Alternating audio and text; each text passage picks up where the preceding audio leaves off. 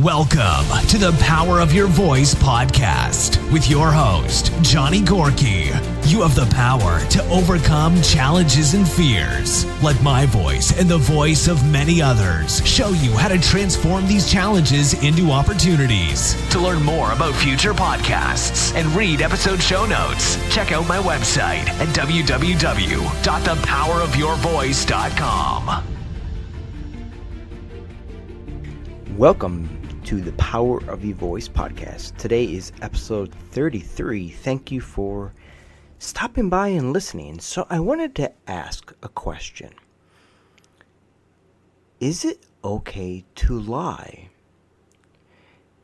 And the reason why I ask that is because sometimes we might say, yeah, sure, white lies are okay as long as no one gets hurt.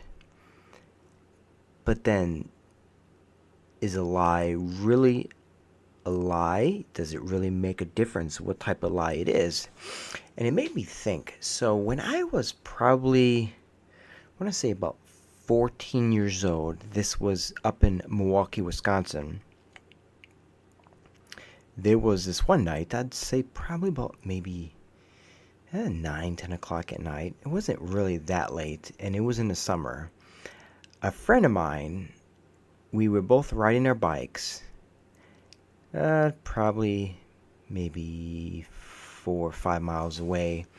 Not that far from the house, but it's kind of far, you could say. And while we were riding our bikes, something really scary happened to me.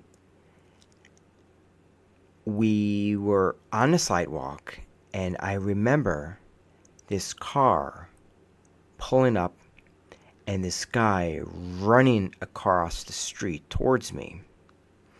My friend got really scared, and being 14, 15 years old, like, why is this car pulling up and why is this guy running towards us? So he drove off.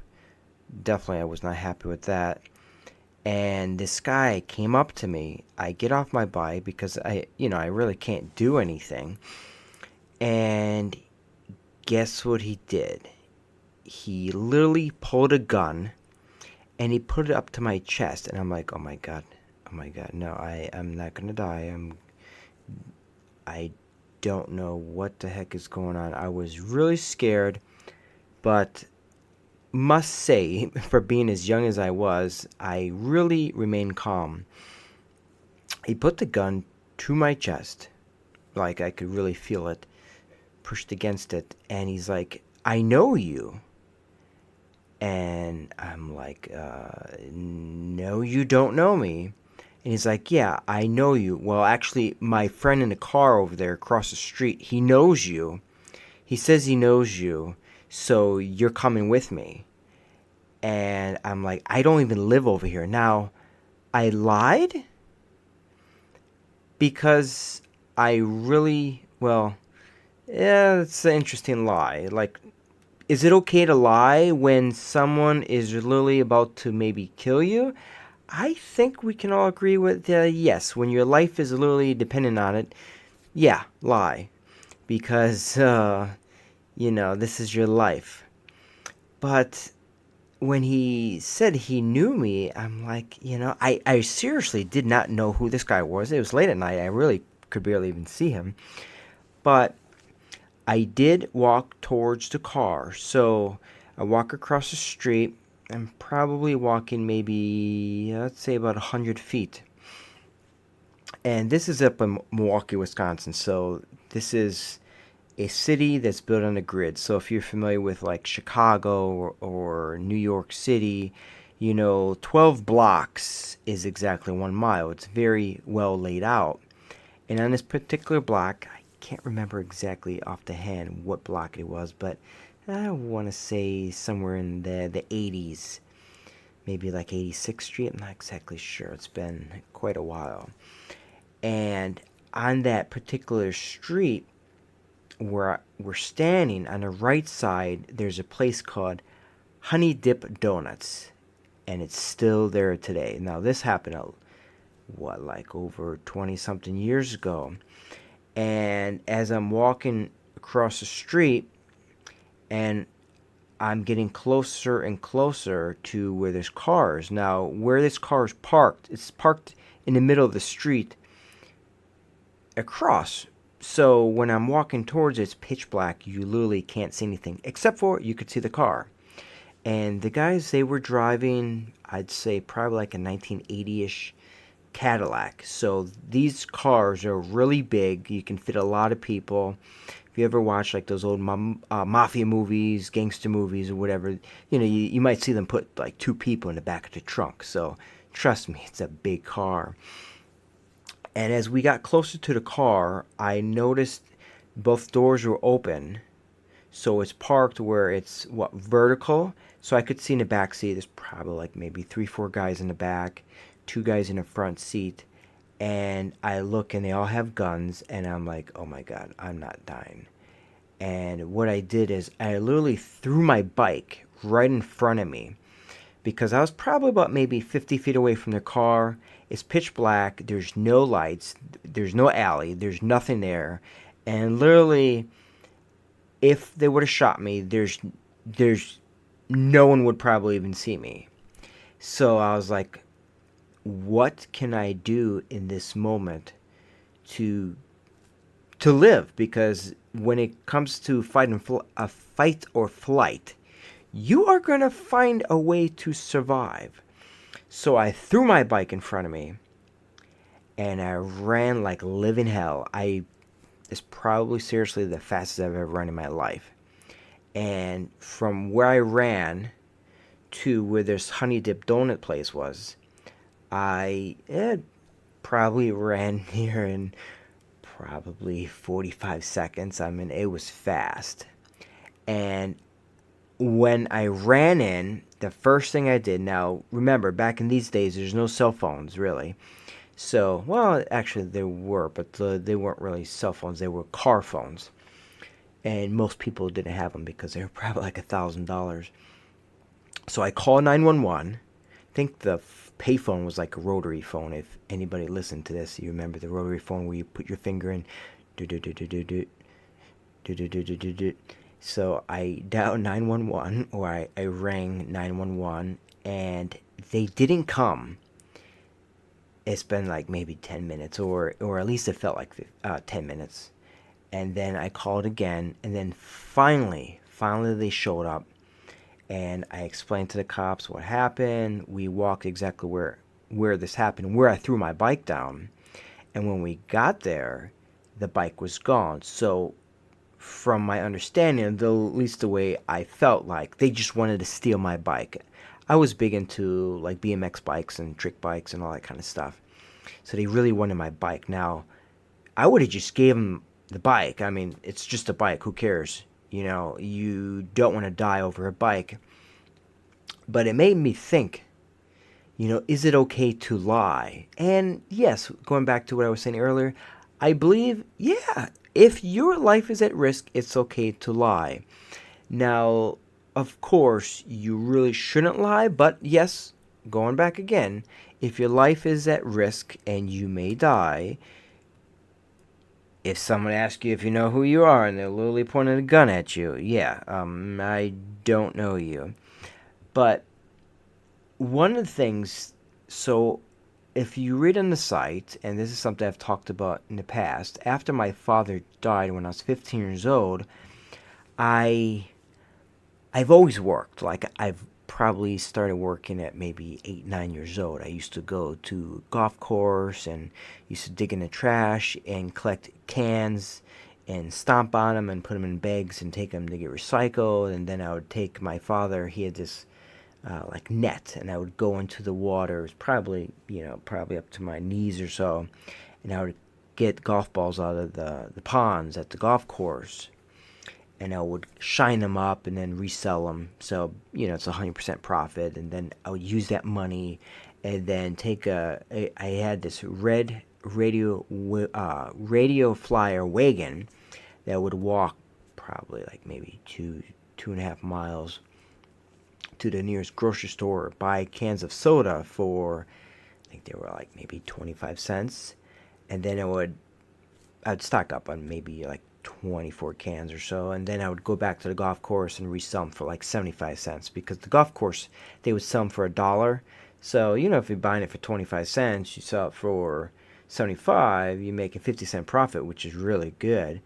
And you're giving a good deal to the golfers. Of course, when the people at the golf course, they would drive around every so often with these golf carts, and they would see me, like they asked me to leave. But I made a couple dollars. But going back to what I was saying earlier, now I've always worked. So after my father died when I was 15 years old, I was working as a busser in this really nice steakhouse. Really enjoyed that. But then, I got to the point where I was like, yeah, I was just not really doing anything, and I moved to Atlanta. And I used to be a kitchen manager in a restaurant. Now, the crazy thing is, when you don't have a high school diploma, because you drop out when you're like, what was I dropped out actually when I was like 17. So I went to junior year high school just for a couple months, and then I moved to Atlanta. But when that happened, I came to Atlanta, and then I'm working in restaurants. And, in the beginning I was just a cook, and then I moved my way up to assistant manager and kitchen manager. But initially when I started, they ask you, did you graduate from high school? And of course, I'm like, yeah, I did. Of course, I'm lying. And it's so important that people realize when you apply for a job, tell them the truth, because eventually they are going to find out that you lied. So, no. Is it okay to lie to save your life? Yes. Now, when it comes to getting jobs and making friends and all that kind of stuff, don't lie, because I believe that when you lie, eventually you keep on lying. You're lying to yourself, and then you start believing your lie. Like, after a while, seriously, I started believing, like, yeah, I graduated from school. I, seriously believed I did, when I really didn't. But you keep on telling yourself a lie over and over again, and after like 2-3 years, you really believe it. Now, of course, I went back to school. Thank God for my amazing friend's father, who really encouraged me, helped me through school, helped me write papers. So I would go back in the summer. I would take night classes for a couple months. Then I applied, took the GD test, and passed the first time. But it's amazing, like, with the mindset, because when I went in there, I was like, I'm going to pass on the first time, because a lot of times I've heard people don't always pass on the first time, because honestly, if you get your GD, it is much harder, I believe, than getting a high school diploma, because when you're in high school, you have 4 years to study. Now, when you're getting the GD, you basically maybe study for a couple months, and you're taking everything that you learned in 4 years and you put in it in 3 months. It makes it very challenging. But yeah, so don't lie when it comes to getting a job or getting a girlfriend or boyfriend or whatever. It's just, that's not being authentic. It's not being real. And it's just something you shouldn't do, because people are going to find out the truth. And it's messed up. I've heard many situations where people, they may have got a job, and yeah, they do a good job. People love them. They're a hard worker and everything. But eventually they find out, hey, when this person applied for this position 2 years ago, they said that they had a high school diploma, or they said they had a college degree. Now, there are people who literally have gone to school for, say, 3 years. So, they're working on their bachelor's degree, but they say they've been to school for 3 years, and they say they graduated. In this day and age, people, and as someone who actually does recruiting, so I work with people, help them get positions in companies. If somebody lies and says, yeah, I have a degree, I'm going to check to make sure that they have that, because, don't say you have a degree if you don't. You can go online. There's so many ways to find out if they're really telling the truth. So don't lie. It's just not worth it. The other thing I was thinking about, too, is like when I first met my wife, in the beginning, so we met in the summer of 2000, and so it was July 2004.